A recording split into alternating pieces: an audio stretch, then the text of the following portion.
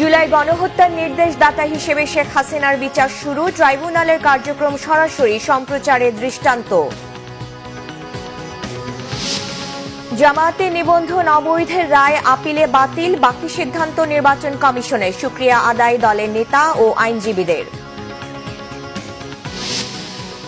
বাংলাদেশ এখন বিনিয়োগের সবচেয়ে আকর্ষণীয় জায়গা বলেছেন ডক্টর ইউনূস। 200-রও বেশি ব্যবসায়ী নিয়ে ঢাকায় চীনের বাণিজ্যমন্ত্রী। দেখছিলেন ক্রাউন সিমেন্ট সংবাদ শিরোনাম। ক্ষমতাচ্যুত পলাতক সাবেক প্রধানমন্ত্রী শেখ হাসিনা সহ 3 জনের বিরুদ্ধে আনুষ্ঠানিকভাবে আন্তর্জাতিক অপরাধ ট্রাইব্যুনালে অভিযোগ দাখিল করা হয়েছে। দেশের ইতিহাসে প্রথমবারের মতো বিচার কার্যক্রম টেলিভিশনে সরাসরি সম্প্রচার করা হচ্ছে। এর আগে 12 মে শেখ হাসিনা, সাবেক স্বরাষ্ট্রমন্ত্রী আসাদুজ্জামান খান কামাল, সাবেক আইজিপি চৌধুরী আব্দুল্লাহ আল মামুনের বিরুদ্ধে জুলাই গণহত্যার মামলার তদন্ত প্রতিবেদন প্রসিকিউশনে দাখিল করে তদন্ত সংস্থা।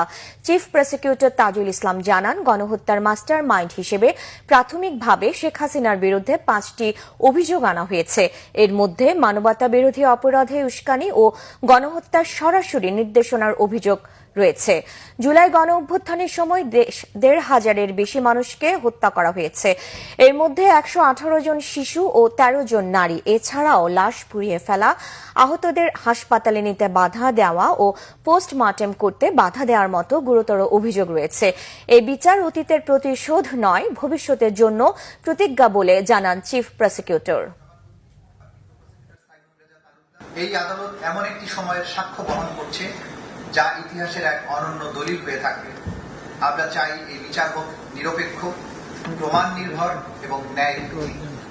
আমরা চাই এই বিচার শুধু বাংলাদেশের সামাজিক জীবনে সৃষ্ট গভীর ক্ষত মুছে না দিই, বরং এটি হোক এক আত্মাভিমানী জাতির ঐতিহাসিক পুনর্জাগরণ।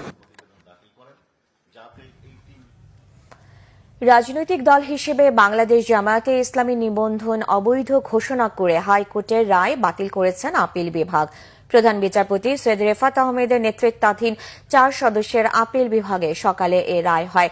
জামায়াতের আইনজীবী শিশির মনি জানান, এ রায়ের ফলে আগামী নির্বাচনে অংশ নিতে জামায়াতের কোনো বাধা নেই। আর নির্বাচন কমিশনের আইনজীবী তহিদুল জানিয়েছেন, এ রায়ের ফলে জামায়াত তার আগের অবস্থানে ফিরে গেল এবং আদালতের আদেশ অনুযায়ী ব্যবস্থা নেবে ইসি। এর আগে গত 14 মে দলটির করা আপিলের ওপর শুনানি শেষে আপিল বিভাগ রায়ের জন্য আজকের দিন ধার্য করেছিলেন। রাজনৈতিক দল হিসেবে জামায়াতকে নির্বাচন কমিশনের দেওয়া নিবন্ধনের বৈধতা চ্যালেঞ্জ করে 2009 সালে রিট করেন সৈয়দ রেজাউল হক চাঁদপুরী সহ 25 ব্যক্তি। রিটের চূড়ান্ত শুনানি নিয়ে সংখ্যাগরিষ্ঠ মতের ভিত্তিতে জামায়াতে নিবন্ধন অবৈধ ঘোষণা করে 2013 সালের 1 আগস্ট রায় দেন হাইকোর্টের 3 সদস্যের বৃহত্তর বেঞ্চ। এর বিরুদ্ধে 2013 সালে নিয়মিত আপিলের অনুমতি চেয়ে আবেদন করে জামায়াতে ইসলাম।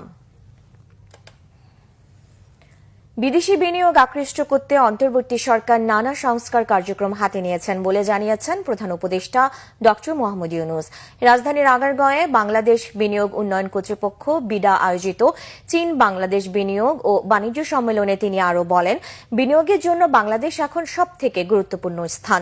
বিডা আয়োজিত চীন বাংলাদেশ বাণিজ্য সম্মেলনে 200 জনেরও বেশি ব্যবসায়ী প্রতিনিধি দল নিয়ে ঢাকা সফরে এসেছেন চীনের বাণিজ্যমন্ত্রী। সফরে বাংলাদেশে চীনা বিনিয়োগ নতুন সম্ভাবনা উন্মোচন করবে বলে মনে করেন ডক্টর ইউনূস। প্রতিনিধি দলের সামনে বাংলাদেশের পাটজাত পণ্য নিয়েও তিনি কথা বলেন। প্রধান উপদেষ্টা জানান, এই খাতে গুরুত্ব দিয়ে কাজ করার সুযোগ রয়েছে। এছাড়া তৈরি পোশাক, কৃষি, ওষুধ থেকে শুরু করে একাধিক জায়গায় বিনিয়োগের সুযোগ রয়েছে বলেও চীনা ব্যবসায়ীদের দৃষ্টি আকর্ষণ করেন প্রধান উপদেষ্টা। সম্প্রতি চীন সফরের সময় দেশটির প্রেসিডেন্ট শি জিনপিংকে বাংলাদেশি বিনিয়োগের ব্যাপারে যে অনুরোধ জানিয়েছিলেন, সেই ডাকে সাড়া দেওয়ায় ধন্যবাদ জানান প্রধান উপদেষ্টা। সরকার ডিসেম্বরের পর নির্বাচন করতে চাইলে অনিশ্চয়তার সৃষ্টি হবে বলেছেন বিএনপির সিনিয়র নেতারা। শহীদ প্রেসিডেন্ট জিয়াউর রহমানের 44তম শাহাদাত বার্ষিকী উপলক্ষে সকালে জাতীয় প্রেস ক্লাবে সম্মিলিত পেশাজীবী পরিষদের আলোচনা সভায় বিএনপির স্থায়ী কমিটির সদস্য ড খন্দকার মোশাররফ হোসেন বলেন, ডিসেম্বরের পর সরকার সুষ্ঠুভাবে নির্বাচন করতে পারবে না। বিতর্কিত উপদেষ্টাদের বাদ দিয়ে তত্ত্বাবধায়ক সরকারের আদলে ছোট উপদেষ্টা পরিষদের অধীনে নির্বাচনের দাবিও জানান ড মোশাররফ। এদিকে এদিকে জাতীয় প্রেস ক্লাবে জাতীয়তাবাদী মুক্তিযোদ্ধা দলের অনুষ্ঠানে বিএনপির স্থায়ী কমিটির আরেক সদস্য অবসরপ্রাপ্ত মেজর হাফিজউদ্দিন আহমেদ বলেন, উপদেষ্টা পরিষদ ছাত্র সমাজকে ভুল পথে পরিচালিত করছে। করিডোর ইস্যুতেও সরকারের সমালোচনা করেন বিএনপির এই নেতা। সুপ্রিম কোর্টের আইনজীবী ব্যারিস্টার কায়সার কামাল বলেছেন, স্বাধীন নির্বাচন কমিশনের গেজেট প্রকাশের পর শপথ পড়ানো উদ্যোগ গ্রহণ না করে সংবিধান লঙ্ঘন করেছে স্থানীয় সরকার মন্ত্রণালয়। একটি অনিবন্ধিত রাজনৈতিক দলের অভিলাষ পূরণে এমন কাজটি করা হয়েছে বলেও মন্তব্য করেন তিনি। বলেন, সংবিধান লঙ্ঘনের দায়ে নির্বাচন কমিশনের উচিত স্থানীয় সরকার মন্ত্রণালয়ের সচিবের বিরুদ্ধে ব্যবস্থা নেওয়া। বাংলাভিশনকে দেয়া একান্ত সাক্ষাৎকারে তিনি এসব কথা বলেন। এদিকে ইশরাক হোসেনকে মেয়রের দায়িত্ব বুঝিয়ে দিতে নগর ভবনে চলছে টানা আন্দোলন। সকাল থেকে ঢাকাবাসীর ব্যানারে খণ্ড খণ্ড মিছিল নিয়ে জড়ো হন বিপুল সংখ্যক মানুষ। এই সময় প্রতিবাদী স্লোগানে উত্তাল হয়ে ওঠে নগর ভবন এলাকা। আদালতের রায় অগ্রাহ্য করে এবং স্বাধীন নির্বাচন কমিশনের গেজেট অনুসারে মেয়রের দায়িত্ব বুঝিয়ে না দেয়ায় স্থানীয় সরকার মন্ত্রণালয়ের উপদেষ্টা আসিফ মাহমুদের পদত্যাগ দাবি করেন আন্দোলনকারীরা। যারা আছে এক্সিকিউটিভ বলতে আপনার মন্ত্রণালয়কে বোঝাচ্ছে। মন্ত্রণালয়ের ডিউটি নির্বাচন কমিশনকে তার ফাংশনটা ডিসচার্জ করার জন্য সহযোগিতা করা। এই ক্ষেত্রে আমরা দেখলাম পার্টিকুলারলি ভেরি আনফরচুনেটলি এখানে পলিটিক্যাল মোটিভেশন কাজ করছে। পলিটিক্যাল মোটিভেশন কাজ করছে বিধায়ী শপথ গ্রহণ করতে দেওয়া হয়নি। সরকারি চাকরি অধ্যাদেশের কিছু ধারায় অপপ্রয়োগের সুযোগ রয়েছে, যা নিয়ে সরকার সচেতন আছে বলে জানিয়েছেন বিদ্যুৎ ও জ্বালানি উপদেষ্টা। সকালে সচিবালয়ের আন্দোলনরত কর্মচারীদের সাথে বৈঠক শেষে একথা বলেন তিনি। সকাল 11টার দিকে বিভিন্ন মন্ত্রণালয় ও বিভাগ থেকে মিছিল নিয়ে সচিবালয়ের বাদামতলায় সমবেত হন সচিবালয় কর্মকর্তা কর্মচারী ঐক্য ফোরামের নেতাকর্মীরা। এই সময় অধ্যাদেশ বাতিল, ফ্যাসিস্টদের সহযোগী কর্মকর্তাদের অপসারণ সহ 3 দফা দাবি জানানো হয়। সংশোধিত সরকারি চাকরি অধ্যাদেশের নিবর্তনমূলক ধারা পুরোপুরি বাতিলের দাবি জানান কর্মচারী নেতারা।